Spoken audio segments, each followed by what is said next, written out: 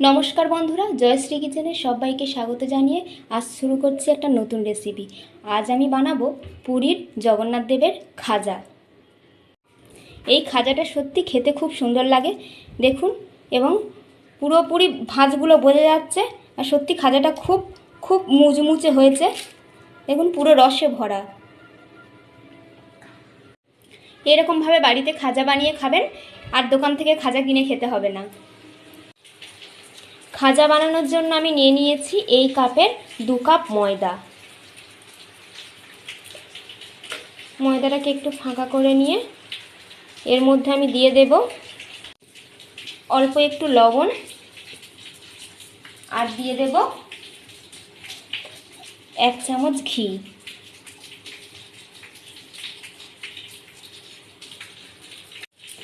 এবার এই ঘি আর ময়দাটাকে আমি খুব সুন্দর করে ময়ম দিয়ে নেব।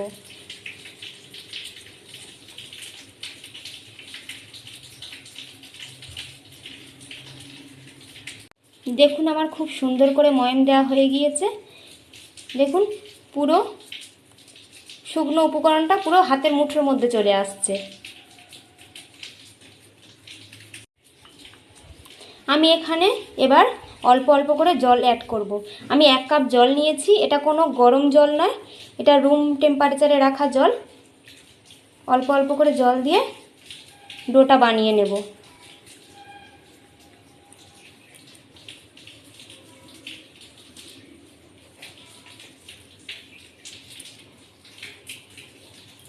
যেহেতু এখানে বেশি করে ঘি দেওয়া আছে, তাই খুব বেশি জল লাগবে না, অল্প জলের মধ্যে আমার ডোটা কমপ্লিট হয়ে যাবে।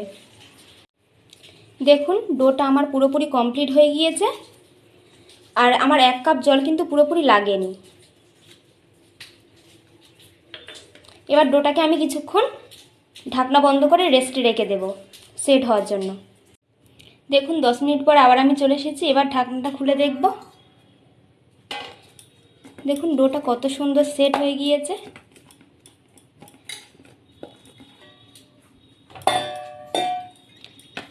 এবার আমি এটাকে ছোট ছোট লেচি কেটে নেব।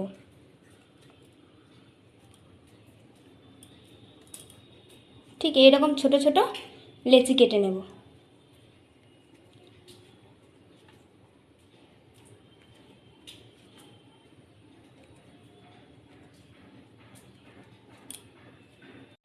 দেখুন, লেচিগুলোকে আমি সব গোল করে নিয়েছি।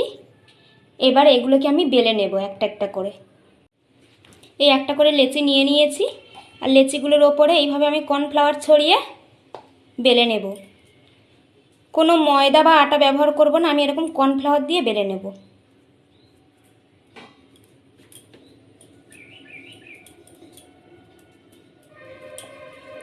এটা যতটা সম্ভব পাতলা করা যায় ততটা পাতলা করে বেলবো আমি।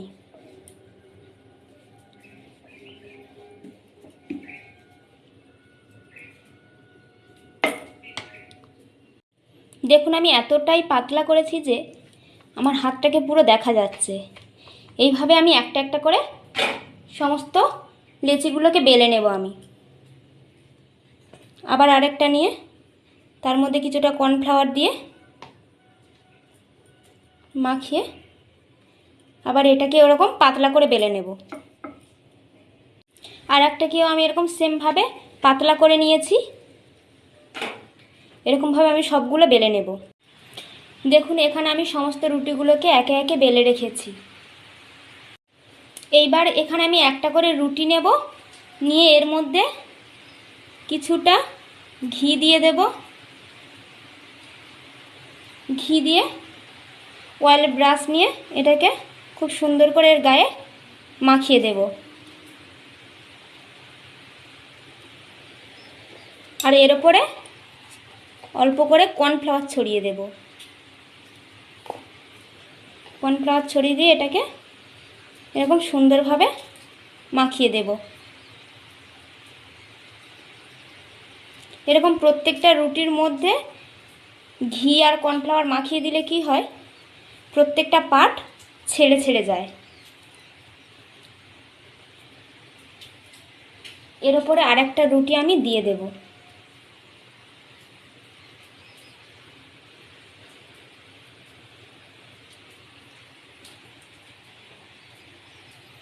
দিয়ে এর মধ্যে আবার আমি ঘি দিয়ে দেবো অল্প করে।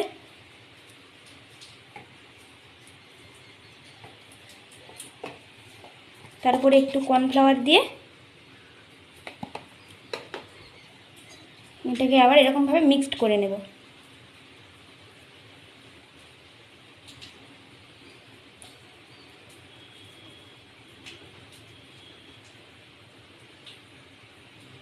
চারিদিকে কিন্তু খুব সুন্দর করে লাগিয়ে দিতে হবে।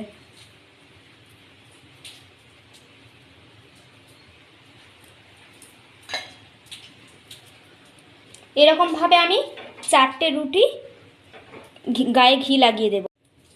দেখুন এখানে আমার 4টে রুটিকে এরকমভাবে পরপর ঘি ও কর্নফ্লাওয়ার দিয়ে সাজিয়ে নেওয়া হয়ে গিয়েছে।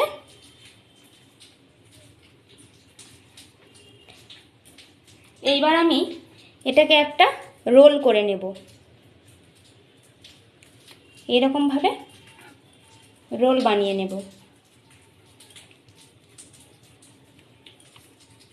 নিয়ে এরকমভাবে চেপে চেপে দেব, যাতে সমস্ত পার্টগুলো একসঙ্গে জয়েন্ট হয়ে যায়।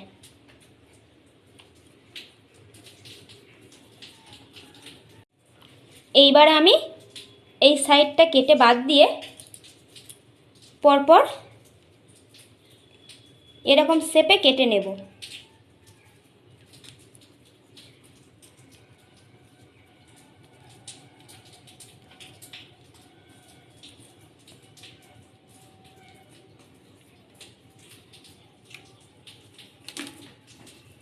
দেখুন পুরো ভাঁজগুলো বোঝা যাচ্ছে।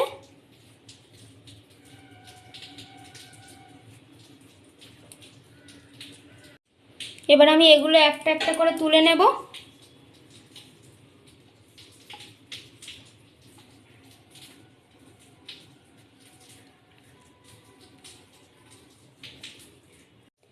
আবার দেখুন এই যে ছোট ছোট কেটে রেখেছি, এগুলোকেও আমি একটা বেলনির সাহায্যে এরকম হালকা চেপে বেলে নেব। প্রত্যেকটাকে আমি এরকমভাবে শেপ দিয়ে দেব।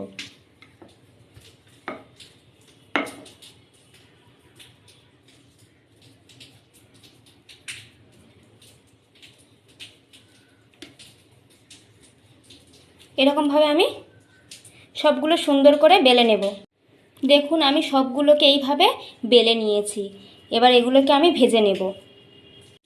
খাজাগুলো ভেজে চিনির সিরাপের মধ্যে ডুবিয়ে রাখতে হবে, তাই এখানে আমি একটা পাত্রে চিনির সিরাপটা রেডি করে নেব। চিনির সিরাপটা রেডি করার জন্য আমি এখানে 1 কাপ চিনি নিয়ে নিয়েছি। আর এর সঙ্গে দিয়ে দেবো আমি সেই একই কাপের হাফ কাপ পরিমাণে জল। এবার আমি গ্যাসটাকে অন করে দেব।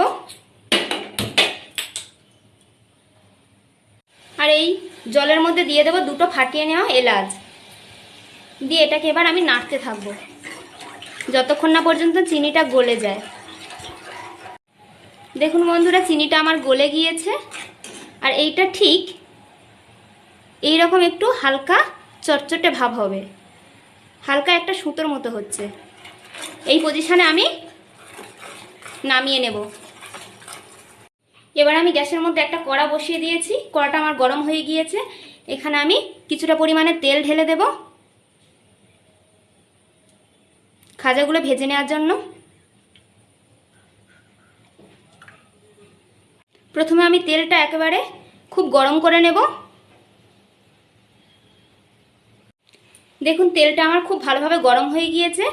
এবার আমি খাজাগুলো দেব। আর কিন্তু খাজাগুলো দেওয়ার সময় আমি গ্যাসটাকে একেবারে আস্তে করে দেব। দিয়ে আমি একটা একটা করে খাজা তেলের মধ্যে ছেড়ে দেব।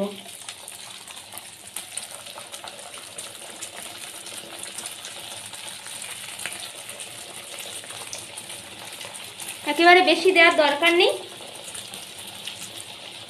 এরকম 4-5টা করে দিয়ে আমি ভাজবো।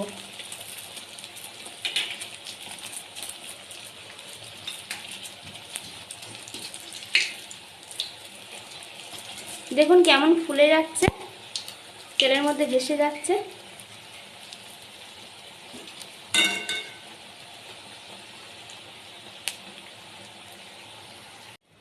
দেখুন খাজাগুলো আমার সুন্দরভাবে লাল লাল করে ভেজে নেওয়া হয়ে গেছে।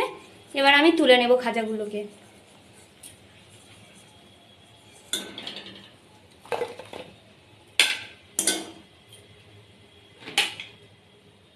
এরকমভাবে আর বাকি খাজাগুলো আমি আস্তে আস্তে তেলের মধ্যে ছেড়ে দেব।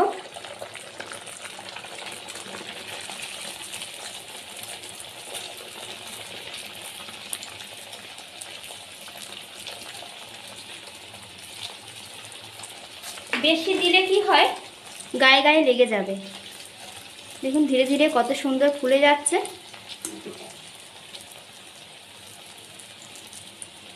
এরকমভাবে আমি একে একে সব খাজাগুলো ভেজে নেব।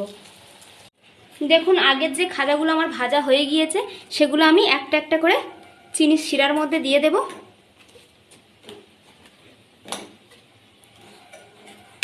চিনির শিরার মধ্যে দিয়ে একটু এপিট এপিট করে উল্টিয়ে রসটা যাতে ওর মধ্যে ঢুকে যায়।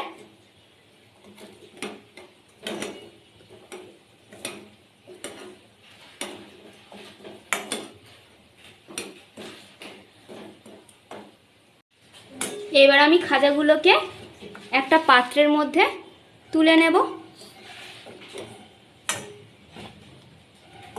এর মধ্যে খুব ভালোভাবে রস ঢুকে গিয়েছে।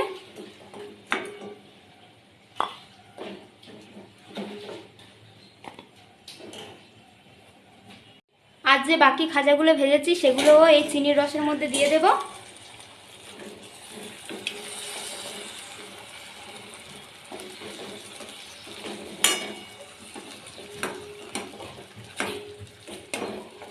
এগুলো একইভাবে এপিট ওপিট করে উল্টিয়ে রসটা এর মধ্যে ভালোভাবে ঢুকে গেলেই তুলে নেব।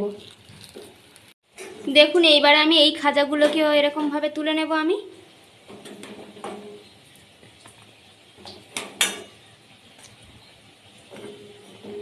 বাকি খাজাগুলোকেও একই পদ্ধতিতে করে নেব। দেখুন সমস্ত খাজাগুলো আমার ভেজে নেওয়া হয়ে গিয়েছে। দেখুন খাজাগুলো কত সুন্দর হয়েছে এবং প্রত্যেকটা লেয়ার পুরোপুরি বোঝা যাচ্ছে। দেখুন কত সুন্দর মুচমুচে এবং খাস্তা হয়েছে। দেখুন ভিতরটা কত সুন্দর লাগছে, ভিতরটা পুরো রসে ভরা। এরকমভাবে খাজা বাড়িতে অবশ্যই করে একবার বানিয়ে খাবেন, দেখবেন সত্যি খুব সুন্দরভাবে আর খুব সহজভাবেই খাজাটা বানিয়েছি। আর এই রেসিপিটা যদি আপনাদের ভালো লেগে থাকে তাহলে অবশ্যই করে একবার লাইক, কমেন্ট ও শেয়ার করে আমার পাশে থাকবেন।